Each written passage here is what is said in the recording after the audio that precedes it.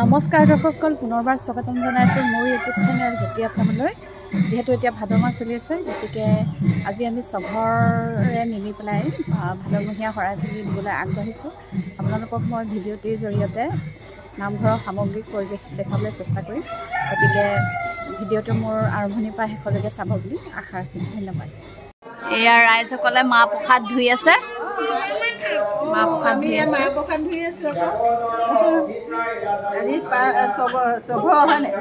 আজি চঘৰে শৰাই দিছোঁ, তাতে আমিও দিছোঁ যেনিবা।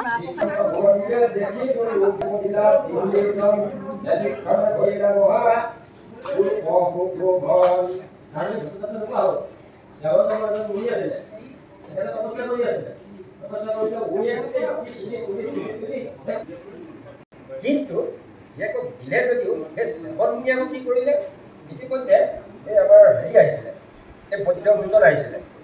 হ্ৰদৰ আবিলা উঠি আনন্দ অপাৰ, ভূকন্যা বিস্ময় ভৈলা প্ৰসম্ভৱ দেখি চাহ দিবলৈ আয়োজন কৰা হৈছে। নিমকি আৰু ৰসগোল্লা, ইফালে চাহ বনাই আছে যেনিবা। এয়া ৰাইজসকলে চাহ খাই আছে।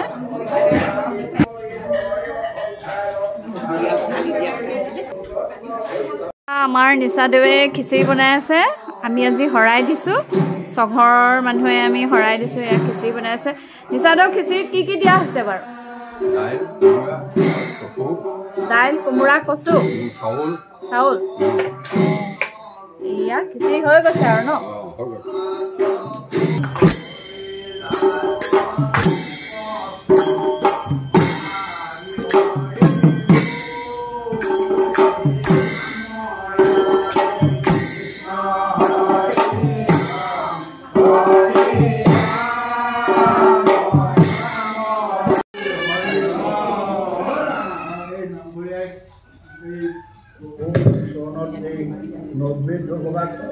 অৰ্চনা কৰিছিলে।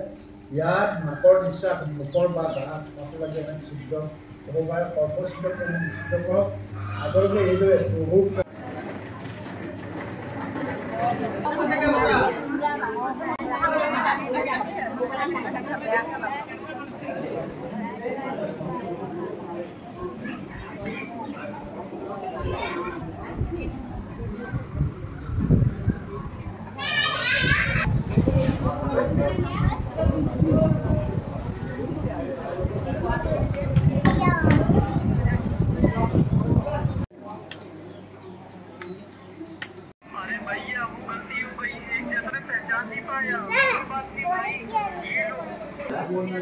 ভকতসকলে এতিয়া খিচিৰি গ্ৰহণ কৰিছে,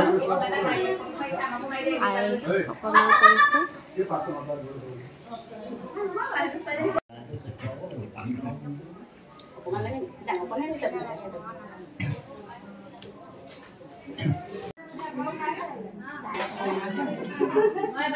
আমি এতিয়া খিচিৰি খাবলৈ লৈছোঁ। এয়া খিচিৰি, ইয়াত আৰু এয়া হৈছে ঘৰুৱা অমৰা আচাৰ, ইফালে জলকীয়া,